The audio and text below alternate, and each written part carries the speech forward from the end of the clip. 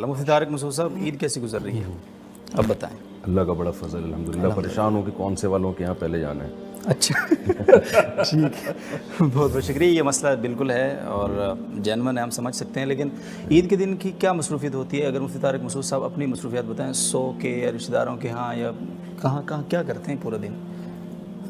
देखें, सबसे पहले तो ज़ाहिर है मुझे ईद की नमाज़ पढ़ानी होती है। सही।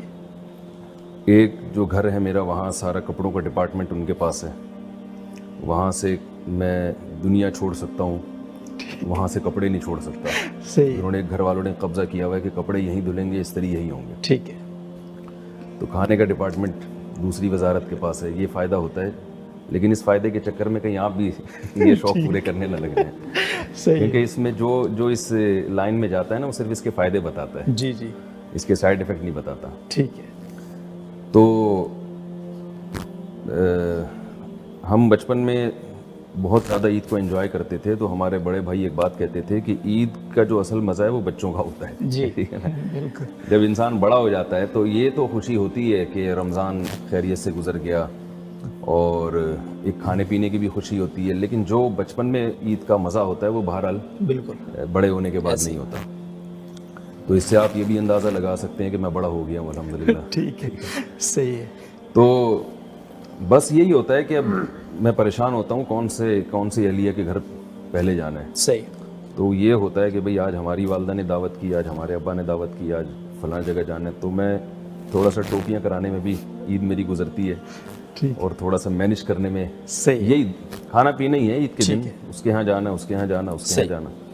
तो इस टेंशन से बचने का इस दफ़ा हल ये सोचा है कि तब सब रिश्तेदारों को अपने यहाँ बुलवा लिया हमने। अच्छा, तो सही है। थोड़ी सी टेंशन इंशाल्लाह कम होगी तो।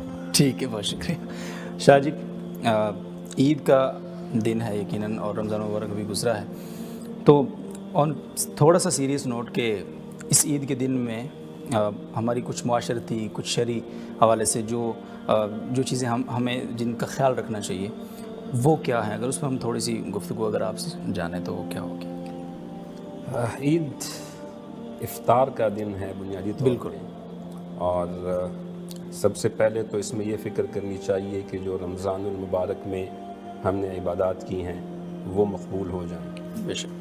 हज़रत उमर रज़ियल्लाहु तआला अन्हु अमीरुल मोमिनीन खलीफा सानी के पास कुछ लोग गए ईद के दिन मुबारकबाद देने के लिए।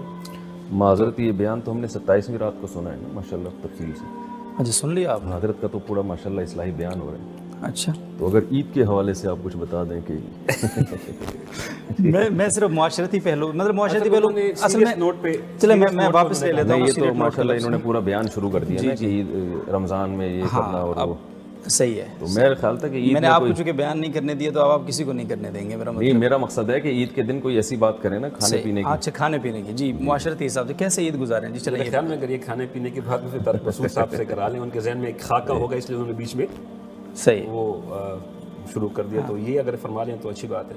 नहीं, आप भी इस पर थोड़ी सी। मेरे जहन में मैं जो जहन आपके सवाल नहीं आप करें चुका था ना। नहीं वो करें आप करें। तो वो उसको जो है वो सही है, आप अपनी को दोबारा करें। बिस्मिल्लाह। मैं जहाँ से छोड़ा था वहीं से आप सवाल दोबारा करें फिर। जी, मैं सवाल दोबारा कर लेता हूँ। सवाल ये है कि ईद के दिन देखें ना, चलो शरई हवाले से हमने सुना, पहले भी गुफ्तगू सुनी, मुअज़्ज़ज़ मुफ्तीन इकराम स्कॉलर्स थे हमारे साथ, लेकिन ईद के दिन की कुछ मुआशरती पहलू ना। आप ईद के दिन बस अगर लोग ईद के दिन होते हैं वो घर में आके बस ईद पढ़ी, आ गए, सो गए, पूरा दिन सो के गुजार दिया, ना किसी से मिलना, ना जुलना, ना रिश्तेदार दोस्त अहबाब, यानी इस एक दिन की जो छुट्टी होती है उसको वो फुल टाइम मतलब सो के गुजारते हैं, या फिर खा पी लिया कुछ थोड़ा बहुत घर में। ईद के दिन के कुछ मुआशरती तकाज़े जैसे ज़बरदस्त तकाज़े होते हैं, मुआशरती तकाज़े। अगर हमें अल्लाह पाक ने एक अहलिया दी है तो हम उनके साथ अच्छा वक्त गुजार लेते हैं। बाज़ लोगों के कुछ ज़्यादा तकाज़े होते हैं तो वो उन सब को बारी बारी तो वो तकसीम होकर नहीं जा सकते, तो उनको इकट्ठे घर पे बुला लेते हैं। तो ये भी एक तकाज़ा है। सही। अपने रिश्तेदारों के साथ मेल जोल रखना, उनके साथ ईद गुजारना, बच्चों को ईदी देना, ये एक बहुत हमारे ईदों की एक जान होती है। और बच्चों की नज़रें जेबों पर होती है हर बड़ों की, कब उससे नए करारे नोट निकलेंगे। जी, इसमें हमें अपने आसपास के लोगों को भी नहीं भूलना चाहिए। बिल्कुल, जो गरीब गुरबा होते हैं, ہر بندہ یہ میک شور کرے کہ صدقہ فطر انہوں نے اپنا ادا کر دیا ہے، اور جو غریبوں کا حق ہے ان کے مال میں، ان کی خوشیوں میں، وہ حق انہوں نے ان کو دے دیا ہے۔ رشتہ داروں کے ساتھ ملنے کا ایک بہت اہم موقع ہوتا ہے۔ آج کل چونکہ ہم ایک سوشل اینیمل بن چکے ہیں، جی، اور یہ بوجھ ہم نے لادا ہوا ہے، ہر بندہ اپنے کام میں اتنا مصروف ہے، اتنا ان ڈیپتھ گھسا ہوا ہے کہ اپنے لیے وقت نہیں ہوتا، اپنے گھر والوں کے لیے وقت نہیں ہوتا، رشتہ داروں کے لیے تو دور کی بات ہے۔ بالکل۔ تو اس موقع کو غنیمت جان کر اپنے رشتہ داروں کے ساتھ میل جول رکھنا چاہیے، ان کے ہاں عید ملنے کے بہانے پر جو ہے وہ کم از کم ایک آدھ ملاقات تو کر لینی چاہیے۔ بہرحال اگر میں اب تھوڑا سا اور سیریس نوٹ پر آؤں گا تو پھر جو ہے وہ فل اسٹاپ لگ جائے، تو اس سے بہتر ہے کہ بھائی اس لائٹ موڈ پر میں اپنی بات کو ختم ٹھیک ہے، بہت بہت شکریہ مفتی طارق مسعود صاحب۔ کچھ نصیحت اس عید کے دن کے حوالے سے اب آپ دیکھیں، پورا رمضان نصیحتوں میں گزرا ہے، ٹھیک پورے ہے، تراویح کے بعد بیانات، نصیحتیں نصیحتیں نصیحتیں، تو اب کیا نصیحت رہ گئی ہے؟ سارے والدین کے حقوق بھی بیان ہو گئے اور پڑوسیوں کے حقوق بھی بیان ہو گئے رمضان میں، میں پھر ادھر جا رہا ہوں۔ جنت جہنم بھی بیان ہو گئی، صحیح، ٹھیک ہے نا؟ اور کیا آپ نصیحت چاہتے ٹھیک ہے، ایک ہی رہ گئی ہے جو آپ جس پر عمل نہیں کر رہے۔ ٹھیک ہے، بہت شکریہ۔ جی، میں اپنی گفتگو کو ناظرین محترم یہاں سمیٹتا ہوں، اور کیونکہ اور میرے پاس شاید الفاظ نہیں ہے بولنے کے، مفتی طارق مسعود صاحب جو سوال کرتے ہیں وہ اتنی نصیحتیں کر کر کے تھک گئے ہیں کہ کچھ مزید وہ بولا نہیں چاہتے، وہ سب کچھ تو بول دیں۔ چلیں، کچھ تو آپ نے کچھ بولا ہی نہیں۔ بھائی دیکھیں، عید جو ہے نا، اس میں ایک بڑی بدعت ہمارے معاشرے میں یہ چل پڑی ہے کہ لوگ پوری رات جاگتے ہیں، پھر سارا عید کا آدھا دن سو کے گزارتے ہیں۔ جی، تو اسلام میں جو تہوار ہیں نا، وہ صبح کے وقت میں شروع ہوتے ہیں، صحیح، ہاں، بہت اہم بات۔ اور غیر مسلموں کے تہوار رات کو ہوتے ہیں۔ اس میں کیا حکمتیں ہیں، یہ ایک الگ ٹاپک ہے، پورا بیان اس پر شروع ہو جائے گا پھر میرا۔ تو اس کو جیسا اسلام نے دیا ہے نا، اسی طرح رکھنا چاہیے۔ صبح کے وقت میں ایک برکت ہے۔ ہم یاد ہے پہلے بچپن میں ہم اٹھتے تھے صبح صبح، کپڑے پہن کے اور عیدیاں جیب میں ٹھوس کے، صبح صبح نماز پڑھ کے ہم نکلتے تھے، پھر کھانے پینے، آئس کریم کھا رہے ہیں، غبارے اڑا رہے ہیں، جو بھی ایک ہوتا ہے۔ اب میں حیران ہوتا ہوں دیکھ کے کہ صبح کوئی نظر ہی نہیں آ رہا ہوتا، پوری قوم پڑی ہوئی سو رہی ہے، دوپہر اٹھ رہے ہوتے ہیں۔ تو یہ تو سارے عید ہی کا بیڑا غرق کر دیا نا ہم نے، ایک صبح کے وقت میں جو اللہ نے نور رکھی ہے، برکت رکھا ہے۔ تو آپ نے جو شاپنگ وغیرہ کرنی ہے وہ پہلے کر لیں آپ، یعنی یہ کیا ضروری ہے کہ عید کی رات ہی کو وہ سارا جو ہے نا وہ بازار کی طرف فوکس کرنا ہے، اور ساری قوم پہنچی ہوئی ہے اور رات کی نیند آپ کی خراب ہو گئی؟ تو اسلام کے مزاج کے بہرحال یہ خلاف ہے۔ بالکل، تو صبح ملاقاتوں کا ٹائم ہونا چاہیے، رات بھی آپ کریں، لیکن جو بھی ٹائم ہے عید کو سیلیبریٹ کرنے کا، وہ صبح کے وقت ہے، جی، جو شریعت کی تعلیمات ہے۔ نماز بھی صبح رکھی گئی ہے نا، اگر یہ سونے کا ٹائم ہوتا تو عید کی نماز 12 یا 1 بجے ہوتی ایسی۔ اور تو ایک صاحب مجھے کچھ دن پہلے کہنے لگے، یار کچھ دن کے بعد علماء کو چاہیے اجتہاد کر کے نا فجر کی اذان ظہر میں شروع کر دیں، ظہر میں ہونا چاہیے الصلاۃ خیر من النوم، صحیح ہے، یعنی ظہر میں یہ ہونا چاہیے الصلاۃ خیر من النوم، کہ نماز نیند سے بہتر ہے۔ تو جس ٹائم پہ آج کل کراچی کی بات خاص طور پہ میں کر رہا ہوں، تو فجر میں جب مؤذن کہتا ہے الصلاۃ خیر من النوم، تو بہت ساری آبادی تو اس وقت ایسے ہی جاگ رہی ہوتی ہے۔ تو عید پہ بھی اس کا خیال کرنا چاہیے۔ صحیح کہ آج اس آخری سیگمنٹ کی جو 3 معزز مہمان ہمارے ساتھ موجود ہیں، وہ G T R media house کی آڈینس کو، G T R media house کے تمام ناظرین و سامعین کو جو ہمیں اس وقت سن رہے ہیں اور سال بھر ہمارے ساتھ ہوتے ہیں، ان کے لیے کوئی ایک پیغام، اس عید کا ایک پیغام اگر وہ دینا چاہیں تو وہ کیا ہوگا؟ مفتی طارق مسعود صاحب۔ بڑا مشکل سوال ایک دم سے آپ نے سر پہ ڈال دیا۔ کیا کرنا ہے؟ عید کا کوئی پیغام، عید کا کوئی پیغام دینا ہے، کچھ تھوڑا سا مشورہ دیں۔ عیدی دے دیں دل کھول کے۔ ابھی جو میں نے کیا دیا وہ پیغام نہیں تھا؟ اچھا چلے پھر دے دیں ایک اور پیغام۔ ہاں جی، اور پیغام۔ بھائی سب سے اہم چیز یہ ہے کہ یہ بات ذہن میں آ نہیں رہی، بھی سوچ رہا ہوں۔ آپ ان دونوں سے پہلے چلیں ٹھیک ہے، شاہ جی آپ ہماری آڈینس کے لیے کچھ۔ میں ایک بہت سمپل سا پیغام دینا چاہوں گا، وہ یہ ہے کہ اللہ رب العزت نے ہمیں جس فطرت پر پیدا فرمایا ہے اس فطرت سے ہم روگردانی نہ کریں۔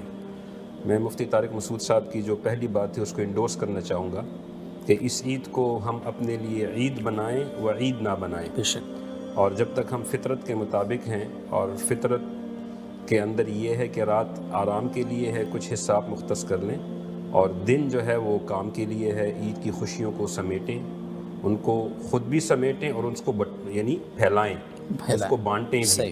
اپنے رشتہ داروں میں، اپنے گھر والوں میں، اپنے اہل خانہ میں، اپنے محلے میں، آس پاس کے غریب غرباء میں ان کو ان کا حق دینے کی کوشش کریں. جب آپ دینے والے بن جائیں گے تو سب سے بڑے دینے والے اللہ کی ذات ہیں، تو اللہ پاک آپ کو دیں گے، آپ کو نوازیں گے. بے شک. اب تو مفتی طارق مسعود صاحب، میں جو ہمارے جو دوسرے سید عیاض شاہ صاحب، سید نام بھی بول گئے آپ. نہیں نام تو میرے یاد استاد بھی ہیں، اپنے شاگرد کا نام بھی بھول جاتے نہیں، ہیں، نام یاد ہے مجھے سید عیاض شاہ وقت پہ صاحب. بھول جاتے ہیں. سوچ رہا تھا احترام کا کون سا صیغہ لگاؤں ساتھ میں، ٹھیک. وہ صیغہ ذہن میں نہیں آ رہا تھا. جی ارشاد. تو ان کی پیغام سے ایک چیز ذہن میں آئی ہے کہ جیسے انہوں نے کہا کہ فطرت سے نہیں ہٹنا چاہیے، تو یہ بھی ایک مسئلہ ہے کہ اللہ تعالیٰ نے نبی صلی اللہ علیہ وسلم فرمایا کہ لِكُلِّ قَوْمٍ عید وَلَنَا عیدان، ہر قوم کے لیے خوشی کا دن ہوتا ہے، ہمارے لیے 2 خوشی کے دن ہیں. تو اس کو خوشی سمجھنا چاہیے. بالکل. بعض لوگ رمضان بھی رو رو کے رخصت کر رہے ہوتے ہیں. حضرت حکیم اختر صاحب رحمہ اللہ تعالیٰ کے ایک ملفوظ ذہن میں آیا. جی ارشاد. وہ فرماتے تھے کہ عید کے دن یہ غم کرنا کہ رمضان چلا گیا، یہ اچھی بات نہیں ہے، کیونکہ اللہ تعالیٰ نے یہ خوشی کا دن رکھا ہے. تو جب اللہ خوش کرنا چاہ رہے تو آپ خوش ہوں، تو ہم جو اللہ ہم سے چاہتا ہے ہم کو اس پہ خوش، یعنی ہمیں وہ کرنا چاہیے. بالکل ایسا. تو اللہ یعنی اگر آپ کو اتنا افسوس ہو رہا ہے، بعض لوگ کہتے ہیں نا ہائے رمضان چلا گیا، ہائے بہت افسوس ہو رہا ہے، تو ہو بھی رہا ہو تو یہ اس کو کا اظہار نہیں کرنا چاہیے. جی صحیح. تو اگر افسوس ہو رہا ہے تو کل سے پھر دوبارہ شروع کرتے 1 مہینے کے روز. جی تو اس کو منانا چاہیے. ٹھیک ہے. دیکھیں ہر قوم میں جتنی بھی قومیں ہیں نا جن کے دین اور مذہب ختم ہو گئے ہیں بالکل، ان میں بھی ان کے تہوار باقی ہیں. آپ عیسائیت کو دیکھ لیں، ان کے پاس کوئی تعلیمات بچی نہیں ہے، لیکن ان کی کرسمس ابھی بھی ہے. ہندوؤں کے مذاہب کو دیکھ لیں، اور لبرلزم بہت پھیل گیا، ان میں مذہب کو فالو کرنے والے لوگ نہیں ہیں، لیکن وہ بھی ہندوؤں کے مخصوص دن میں ہندو بن جاتے ہیں. بالکل. تو ہر قوم میں چاہے وہ مذہب سے باغی ہوں، مذہب سے کتنا ہی دور ہو چکے ہوں، لیکن ان کے جو تہوار ہیں نا اس میں وہ پھر بھی ان میں وہ ٹچ آ جاتا ہے. جی. تو مسلمانوں کو بھی اس کا خیال کرنا چاہیے کہ ہم تو دین برحق پر ہیں، تو ہمیں اس عید میں شرعی حدود کے اندر رہتے ہوئے اس کو اس طرح سے سیلیبریٹ کرنا چاہیے کہ دنیا کو پتہ چلے کہ آج مسلمانوں کی عید ہے. تو کیونکہ لوگ اس میں بھی بعض ایسے ہیں جو پڑے ہوئے سو رہے ہیں اور کوئی ان کو نہانے دھونے کا ہوش نہیں ہے، ایسے ہی اور سوتے رہتے ہیں اور اٹھے اپنے کام پہ چلے گئے.